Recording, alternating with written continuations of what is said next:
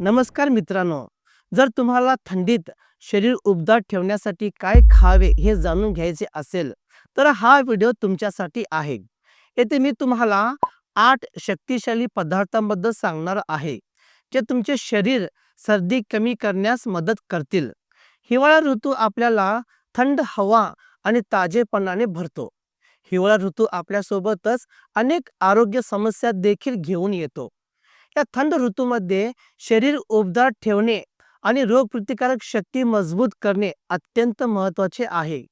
एका संशोधनानुसार काही नैसर्गिक खाद्यपदार्थ खाल्ल्याने आपण केवळ उबदार राहत नाही, तर रोगप्रतिकारक शक्ती देखील वाढण्यास मदत होते. हिवाळा ऋतू आल्हाददायक असतो, परंतु थंड वारे आणि कमी होणारे तापमान आपल्या शरीराला आतून थंड करतात. अशा परिस्थितीत आपण अनेकदा ब्लँकेट किंवा हीटरचा वापर करतो. पण तुम्हाला माहीत आहे का की तुमचे स्वयंपाकघरच तुमचे सर्वात मोठे हीटर बनू शकते? हो, तुम्ही बरोबर ऐकलात.